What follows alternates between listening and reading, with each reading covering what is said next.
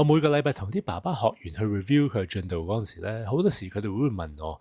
Matt 教練，我應該做啲咩運動先至會消脂比較好咧，先至 burn 到 fat 咧？咁我發現咧，原來呢一 part 係最重要嘅，因為我其實基本上 send 份 Google document 俾佢啦，咁你做呢啲運動啦，呢類型會比較好啊，咁就完咗件事嘅。咁之後我再諗嗰陣時咧，原來個關鍵咧唔係喺做咩運動，反而個關鍵咧係做得幾強嗰個強度啊！你做運動嗰個 intensity 應該幾多？呢個先至會令到你 burn 到 fat 咯。因為你做運動咧，其實有好多唔同種嘅，即係你可以做 for fun 啦，令到你開心啦，或者有啲人純粹練心肺啦，去跑步啦，亦都可以啦。咁但係如果你嘅目標咧係你想 burn fat 嘅話咧，咁其實你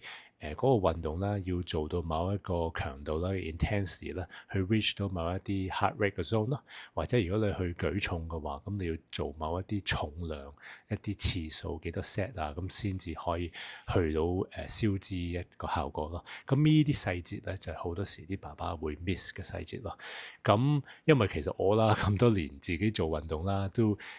比較有經驗咧，呢樣嘢已經係好潛意識啦。對我嚟講，我每一次去 gym 去做運動嗰陣時咧，我已經 push 緊自己去到做呢個程度咯。咁但係當我同啲爸爸 review 嗰陣時咧，我先發覺，咦係喎，佢哋未必知喎，咁所以要話俾佢聽咯。咁所以有一個咩嘅容易嘅方法可以令到你知道你而家做緊個運動夠唔夠嗰個強度，夠唔夠 intensity 咧？咁我好多時都同啲爸爸會講咧，就話你當你做緊嗰個運動嗰陣時啦，你能唔能夠同隔離嗰個人傾到偈嘅？OK，如果你能夠同到隔離嗰人仲傾到偈嘅話咧，that means 嗰個運動嗰個強度咧絕對係唔夠咯。因為你做緊運動啦 during 嗰個 session 嗰陣時咧，運動咧係應該 feel challenging 嘅，OK， 應該有啲挑戰性嘅，甚至乎你應該係 feel 到哇有一啲冇話懷疑人生啦，但係懷疑自己能唔能夠完成到個 feeling 咧，我先至覺得呢個係一個適合嘅強度去幫你去 burn fat 咯。OK，咁所以其實我係應該做嗰個運動都做到喘氣啦。喂，我唔同你講住先，我而家專心做埋呢個 set 先。OK，咁呢個強度咧，基本上有一個俾一個好 basic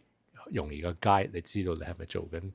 足夠嘅運動咯？咁跟住做完個運動之後啦，咁你有啲咩嘅一啲方法啦？咁例如你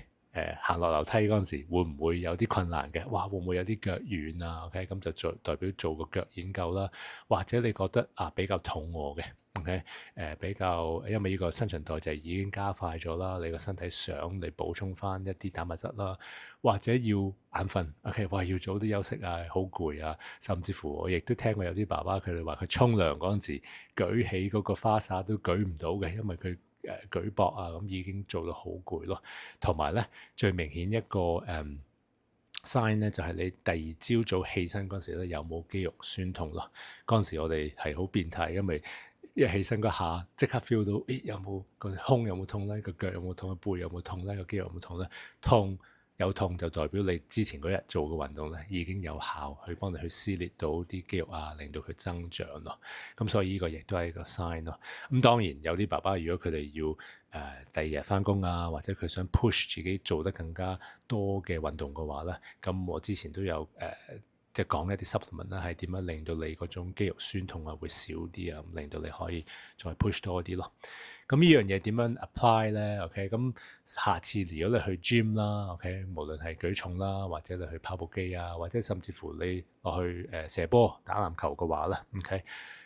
我想你 push up 你嗰個強度，你嗰個 intensity。我成日都同自己講，就一定起碼唔係100%，係110%，或者120%，甚至乎我癲到咧，我會用150%做一個標準俾自己咯。因為以前嗰句啦 ，no pain no gain 咧係真係真嘅咯。即係如果你真係想燒到脂，你真係想增到肌，有一個效果嘅話，咁你嗰個運動真係要有 pain，你先至有 gain 咯。咁所以如果你 let's say 你去跑步機啦，或者踩單車嗰啲機啦 OK， 你踩緊嗰時能唔能夠同隔離嗰人傾到偈？如果能夠傾到偈嘅話咧，咁你要 increase 你嗰個跑步嗰個斜路啦 incline 啦 OK， 或者你踩單車嗰個機咧嗰個 resistance 啦 OK， 加強嗰個要用幾多力去踩啦 OK， 咁咧你就會就開始喘氣啦，就同唔到隔離人傾偈啦。OK，咁跟住如果你舉重嘅，OK，你係去到第六個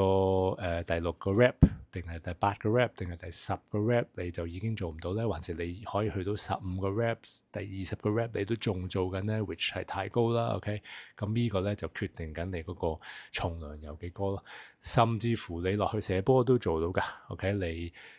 instead of 淨係落去射下波 ，OK 入下波，你 set 咯。OK，我要入10球嘅。OK，但係呢10球咧，我要 within let's say 2分鐘入晒。OK，咁成件事咧就即刻唔同噶啦，因為你當你有2分鐘去做呢件事嗰陣時，你好專注咁做，OK，甚至乎個命中率都會可能高咗嘅，OK，但係你會push 自己咯，OK，push 自己跑得快啲去到嗰個位咯，OK，唔會慢慢行埋去咯，OK，咁所以呢啲全部咧都係一啲講緊呢個運動嗰個強度，幫你去增加你做運動嗰個效果咯。OK，咁因為當你 set 咗個 target 嗰陣時咧，你個運動咧唔係純粹做咗，而係做到效果咯。OK，咁呢個先至係幫你去消脂最重要嗰 part 咯。咁所以希望呢樣嘢可以幫到大家啦。下次去做運動嗰陣時咧，都記住。咁如果你覺得呢個 video helpful 嘅話咧，都可以再睇一睇呢個 video，唔係定係呢邊呢個 video。亦都可以，亦都係我平時同其他爸爸學員 share 嘅一啲好 practical 嘅 tips 咯。加油 bro！